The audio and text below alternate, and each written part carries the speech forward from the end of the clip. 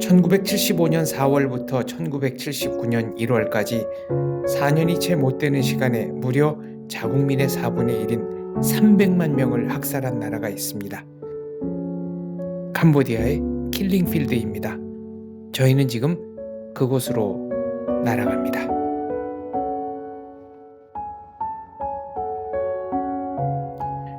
가장 잔혹하고 악명 높은 감옥 뚜얼슬랭, 일명 S21은 수도인 푸놈펜 시내 한 가운데에 있습니다.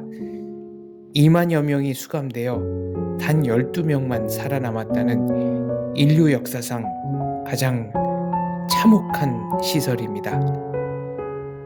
번화가 한가운데에 이런 끔찍한 역사를 가지고 있는 장소가 있다는 것이 믿어지지 않습니다. 지금은 국립박물관입니다. 캄보디아에서는 앙코르와트와 더불어 역설적이지만 전 세계에서 가장 많은 관광객이 찾아오는 장소이기도 합니다. 사람들은 이 주변에서 음식을 팔고 관광객을 상대로 음료수를 팔며 삶을 영위해 갑니다. 이 사람들에게도 수십 년 전에 있었던 아픔은 과연 어떤 의미일까요? 정문이 보입니다. 예전에는 고등학교로 쓰였던 건물이라고 합니다. 이 담 안쪽으로 참혹한 현장이 그대로 보존되어 있습니다.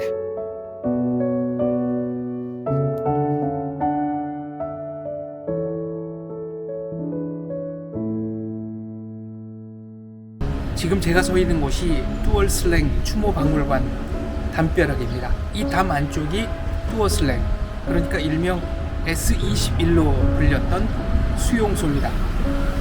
크메르루주는 1975년 4월 정권을 잡자마자 학교였던 이곳을 대규모의 감옥으로 개조했습니다. 그리고 약 2만 명에 달하는 사람들을 잔혹하게 고문했습니다. 이곳은 감옥소로 개조하기 전까지는 고등학교였다고 하는데요. 폴포트가 이곳에서 근무했었다는 얘기도 있습니다.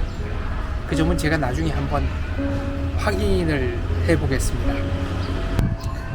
입구를 지나면 한때는 학교였다가 나중엔 감옥으로 쓰였던 A동, B동, C동, D동 4개의 건물을 보실 수 있습니다. A동과 B동 사이에는 14기의 무덤이 있습니다. 무덤의 임자가 누군지는 모릅니다. 1979년 1월 10일 베트남군이 크메르루주를 무너뜨리고 푸놈펜에 입성했습니다. 모든 문명의 이기는 인민의 적이라고 생각하던 크메르루주였으니까 아마 자기들끼리 통신도 변변하게 이루어지지 않은 것 같습니다. 그래서 그들은 서둘러서 도망쳤습니다. 문서를 태우지도 못했고 고문 도구를 증거인멸하지도 못했습니다. 1월 10일 한 베트남의 종군 기자가 이곳에 들어와서 사진을 찍었습니다. 고문실에는 철제 침대 위에 족쇄에 발목이 묶인 채로 피칠갑을 하고 시신이 된 14구의 시체가 있었습니다. 시체 위에 의자가 놓여있는 경우도 있어서 사람들은 아마 이곳 교도관이 그 의자에 앉아서 마지막 순간까지 이곳 수감자들을 고문한 흔적이 아닌가 그렇게 추측합니다. 이 사진을 찍을 때 종군 기자였던 베트남의 호반타이 씨가 어떤 심정이었을지 잘 모르겠습니다. 너무나 끔찍한 광경이었겠지만 그래도 기록을 남겨야 한다는 의무감에서 촬영을 했을 것입니다. 한 종군 기자 덕분에 이곳 S21 비밀 수용소의 끔찍한 참상이 외부로 전 세계로 생생하게 알려질 수 있었습니다. 이곳은 들어갈 수는 있지만 나올 수는 없는 곳, 이렇게 불렸습니다. 2만 명 정도가 수감되었지만 생존자는 단 12명, 7명의 성인과 5명의 어린아이가 전부입니다. 크메르 루즈는 한 사람의 적을 놓치는 것보다는 무고한 사람을 얼마든지 죽이는 편이 더 낫다라고 생각했던 집단입니다. 잡초를 뽑으려면 뿌리까지 뽑아라, 이런 말을 남기고 자기들에게 반대하는 사람들은 갓난아기까지 잡아다 모두 살해한 잔혹무도한 집단입니다. 이곳에서 살해당한 사람들의 가족 중에는 신원이 알려지지 않은 14구의 시신을 오히려 부러워하는 웃지 못할 경우도 있습니다. 그 사람들이 보기에 그래도 이름 없는 시신들은 누군가가 시신을 수습해서 정중하게 매장을 해주고 적어도 어디에 묻혔다는 건 알 수 있기 때문입니다. 지금 제가 담벼락에 서 있습니다만 이것도 그 당시에 어떤 용도로 쓰였는지는 모르겠습니다. 기록에 의하면 고문을 하다 죽어나간 사람들을 수용소가 어딘가에다 구덩이를 파고 모두 묻었다 라고 했으니까요.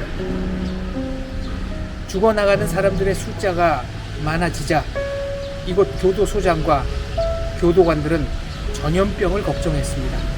수감자들 사이에 전염병이 퍼질까봐 걱정한 것이 아니죠. 자기들이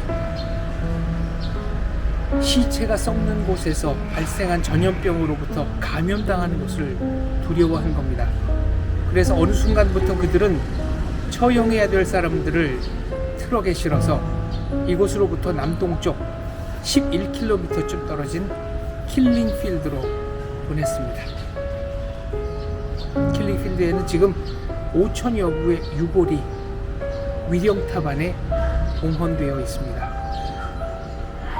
그리고 이곳에서 얼마나 더 많은 사람들이 죽어나갔는지는 알 수 없습니다.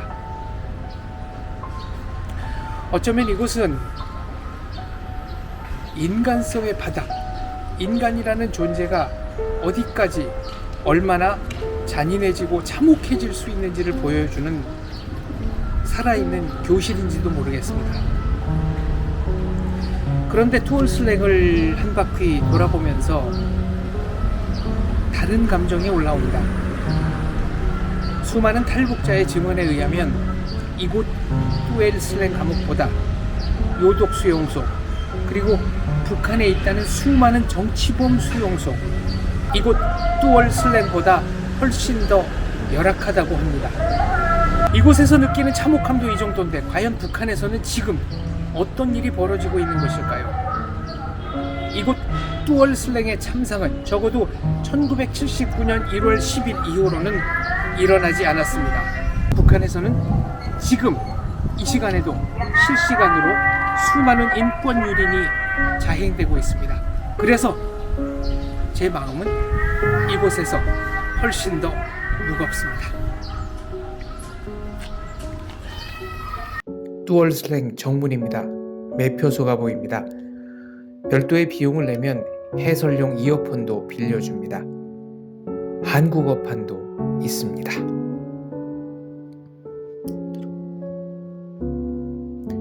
내부로 들어왔습니다. 14명의 묘지가 보이네요. 고문대 위에 방치되어 있던 시신들입니다. 왼쪽으로 보이는 건물이 A동입니다. 감옥 그리고 고문실로 쓰였습니다. 오른쪽에 보이는 판은 규칙을 적어놓은 판인데요. 묻는 말에만 대답하라, 규칙을 어기면 전기고문 5회, 채찍질 5회 등이 아주 빼곡하게 써 있습니다.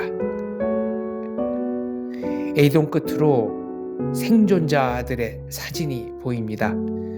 베트남군이 시설을 장악했을 때 단 7명의 생존자가 있었습니다. 이들은 모두 기술자여서 살아남았습니다. 조서 작성용 타이프라이터 수리공, 족쇄 제작 기술자, 폴포트의 초상화를 그릴 수 있었던 화가 등입니다. 이들 중 몇 분은 책을 써서 자신의 참담했던 기억을 후세에 전합니다. 전 세계 모두 관광객은 마찬가지입니다. 이곳에서는 숙연한 표정을 짓고 숙연한 마음으로 시설을 둘러보게 됩니다.